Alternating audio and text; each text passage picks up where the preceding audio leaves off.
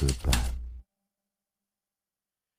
Although it's not uncommon for pilots to witness unidentified flying objects, the case of Japan Airlines Flight 1628 is remarkable for involving a prolonged and dramatic close encounter, corroborated by multiple radar systems. The witness's story attracted both media and government interest, and the resulting investigation unearthed a wealth of supporting evidence. This includes comprehensive radar information and radio conversation records that detail official management of the event. The case is a standout example of an airline unidentified flying object encounter, and it tells us a lot about the ways in which the Federal Aviation Administration, the airlines, and even the US intelligence community work behind the scenes to manage what we hear about UFOs. On the 17th of November 1986, Japan Airlines Flight number 1628, also known as JAL 1628, a Boeing 747 cargo plane, was carrying French wine to Tokyo by flying westward over northern Canada, with a planned stop in Anchorage, Alaska. The pilot was Captain Kenju Terauchi, an ex-fighter pilot with over 10,000 hours of flight experience. With him were co-pilot Takanori Tamafuji and flight engineer Yoshio Tsukuba. The crew entered the airspace of Alaska shortly after 5 in the evening local time, and the Anchorage Air Traffic Control Center directed them towards Talkeetna Airport, north of the city. As the crew started their turn, They immediately noticed the light in the direction they were headed. Once they had completed the turn, they saw multiple lights at 11 o'clock at an estimated altitude of 35,000 feet, or 10,600 meters, just below their plane. The lights were moving at about 660 miles per hour, or 900 kilometers per hour, in the exact same direction as the plane, so that they appeared to be standing still from inside the cockpit. Tamafuji, the co-pilot, radioed Anchorage Center to ask if there were any aircraft in the area, and the controllers confirmed that theirs was the only craft on radar. However, flight engineer Yoshio Tsukuba saw an irregular return on his own radar screen that he described as a stream. The only clouds were some thin and spotty ones around a nearby mountain. Terauchi noticed that the two lights began maneuvers unlike any ordinary aircraft, which he likened to two bear cubs playing with each other. Terauchi grabbed his camera and tried to take a picture. With autofocus on, the lens wouldn't stop adjusting.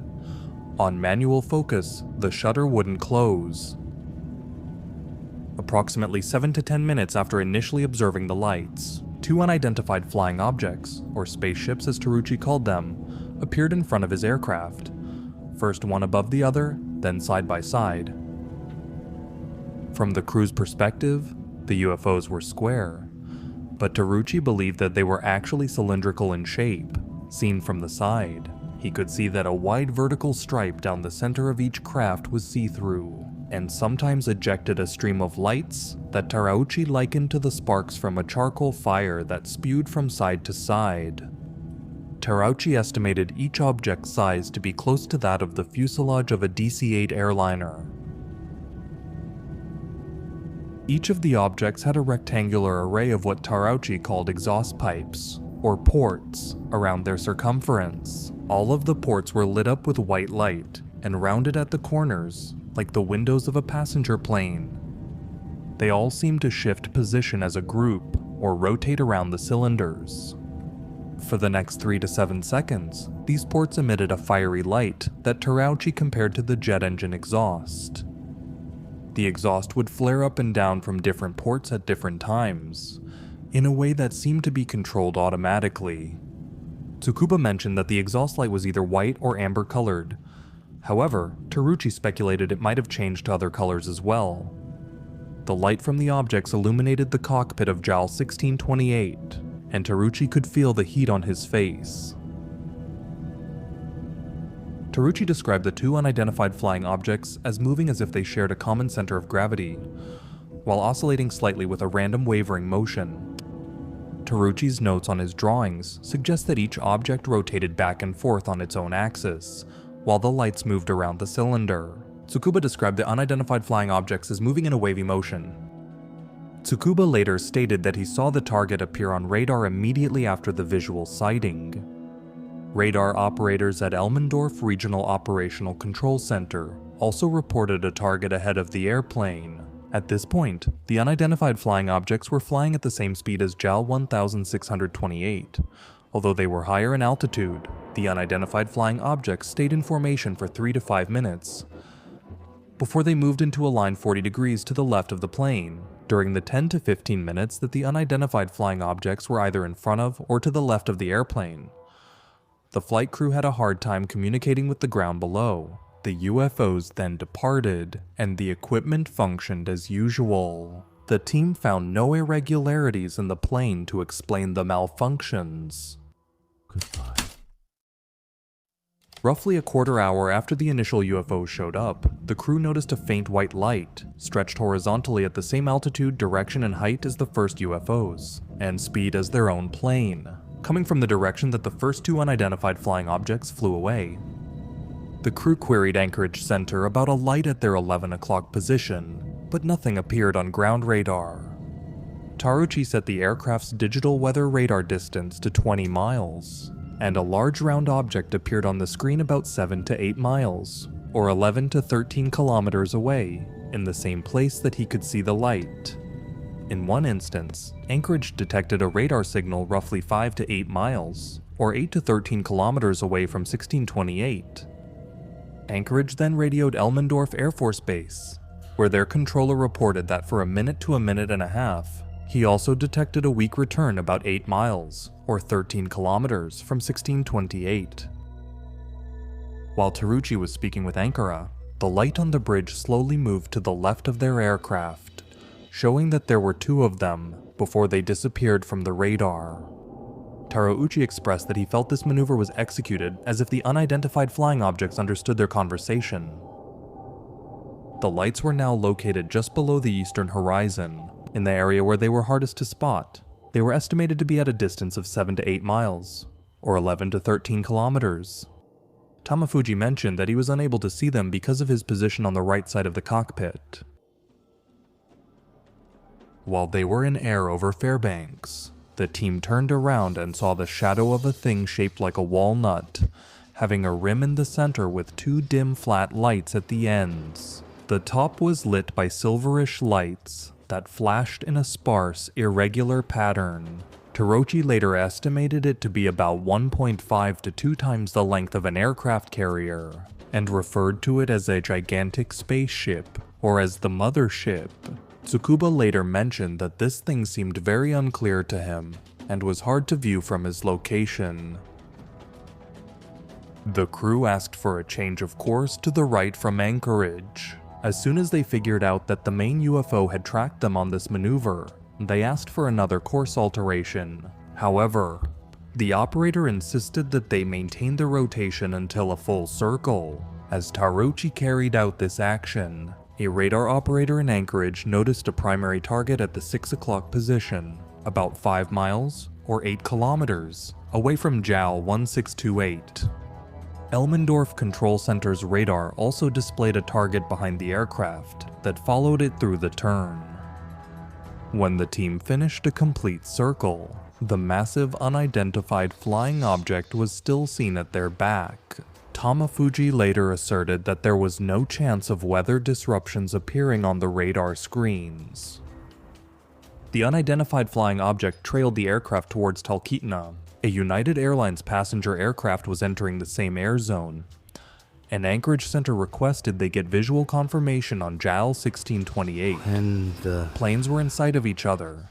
They both flashed their landing lights, but by this time, Terauchi claimed that the unidentified flying object had suddenly disappeared. Terauchi locates the conclusion of the incident approximately 75 miles, or 120 kilometers, north of Talkeetna. He landed the aircraft at Anchorage International Airport at 6:20 in the evening, and estimated that the entire series of unidentified flying object sightings lasted approximately 50 minutes. Goodbye. Goodbye. Soon after touching down, the crew spoke with a security manager from the Federal Aviation Administration, also known as FAA, named Jim Derry, who concluded that they had observed something tailing their aircraft. Derry specifically inquired if there were any lights in the cockpit, reflecting on the interior of the windshield. Both Terauchi and Tsukuba confirmed that there were no lights, as the lights in the cockpit were turned off. Terauchi started talking to the media about his experience in December 1986, and was soon after suspended by Japan Airlines. He then spent a few years in an office role before being reinstated as a pilot. Some people thought this was a penalty for making it public, but Japan Airlines stated it was just part of a regular shift. At some point, Terauchi stopped talking about the events and directed the airline to respond to inquiries by stating that he stood by his account and didn't want to repeat it again. Despite this, the situation became public when a Japanese reporter asked the FAA about the event on December 24th, inciting curiosity from other press, which triggered a reaction from the government. Federal Aviation Administration Public Relations Officer Paul Stuck stated that only one of the 3 radars returned a blip, and only for a short time. Duke also claimed that a review of the radar tapes found no evidence of unidentified flying objects, and he denied that there was any agency investigation. He also said that he called the Air Force and was told that their radar signal was only clutter, and that there was no military investigation either. Stokes addressed the media once more on January the 6th to assert that the Federal Aviation Administration examined the radar data and found no evidence of a large object. By the beginning of January 1987, the sighting was receiving a lot of media coverage, so the Federal Aviation Administration in Anchorage began making their documents, data, and recordings available to the public. The planning documents that they released revealed that around January 4th, the agency conducted another interview with the flight crew, looked over data tapes, and received expert reviews. Around this time in early January 1987, John Callahan, 6-year Division Chief of the Accidents, Evaluations and Investigations Division of the Federal Aviation Administration in Washington, received a call from the Air Traffic Quality Control Branch in the Federal Aviation Administration's Alaskan Regional Office. The branch asked Callahan how they could respond to the flood of calls from reporters to make them stop. Callahan instructed his caller to tell reporters that the matter was under investigation, then requested all the available information and data be sent to the Federal Aviation Administration Tech Center in Atlantic City, New Jersey. Callahan went to the Federal Aviation Administration Tech Center with his boss, where engineers used a computer program to synchronize all of the flight data, voice recordings, and other data, recordings, and radar together. Callahan then asked Federal Aviation Administration specialists to plot the radar targets on a chart, then videotaped this chart along with the voice and radar playback. I have a 16-point response if you're capable, and a body tag. I'm an aircraft journalist. If you can discern if it's military or civilian. Thank you. That's very good. That's so good. No, it's not. The video was shown to Federal Aviation Administration Administrator Admiral Donald D. Angus, Reagan, who set up a briefing for Reagan's scientific staff in an apparent attempt to offload responsibility for the case. At this briefing, Callahan presented the evidence to members of the Central Intelligence Agency, Reagan's scientific team, and a few other unidentified individuals. Callahan claimed that someone from the Central Intelligence Agency ended the meeting by saying, "This event did not happen. We were never here." The official then confiscated all of the data and swore everyone in the room to secrecy. Callahan suggested that they tell the public about the encounter, but said that the idea was rejected on the basis that it would cause panic. A few weeks later, the Federal Aviation Administration delivered its report on the event, as well as the chart and videotapes, to Callahan. Callahan said that he expected someone from the Central Intelligence Agency to come pick them up, but no one ever did. The final Federal Aviation Administration report was released on March 5th. It concluded only that the radar returns had been the result of an uncorrelated primary and beacon target that somehow coincided with the maneuvers reported by the flight crew. In an Inquirer article from May 1987, Alaska's air traffic manager, Hank Elias, said that his honest answer to inquiries about the incident was that the FAA could neither confirm nor deny that the anomalous radar return was due to a split beacon, where two adjacent targets appear from the same aircraft. He said that the erratic behavior of the radar returns wasn't unheard of, but it wasn't usual either. On the 11th of January, 1987, less than 2 months after his first encounter, Terauchi was flying another 747 to the north of Anchorage, Alaska, when he reported seeing a group of strange, unevenly flashing lights in front of his plane that seemed to be anchored to a large black object. The lights passed below the aircraft's nose before disappearing behind the craft. A comparable event happened later in the journey. However, during a later interview with the Federal Aviation Administration, Terauchi said that he felt that both sets of unusual lights that night were just village lights distorted by ice crystals in the atmosphere. The Federal Aviation Administration agreed. Every one of the 3 controllers who interacted with the crew during the sightings filed reports that went against the FAA findings. Reports from the staff at Anchorage Control Center revealed that on several occasions, they had primary returns where the crew reported sightings of unidentified flying objects. However, they did not clearly state the specific time and location. Another air traffic controller at Anchorage Center later wrote that he watched a signal on his radar that behaved in accordance with the descriptions given by the pilot. He also claimed that other radars confirmed that they too saw returns in the same locations. In January 1987, when public interest in the Japan Airlines sightings was at its peak, well-known UFO skeptic Philip Klass tried to reduce it. In a press release from January 22nd, Klass suggested that the crew had seen nothing but an unusually bright image of the planet Jupiter, and possibly Mars. The Klass additionally asserted that the radar signal was merely a misleading reflection from the mountains below.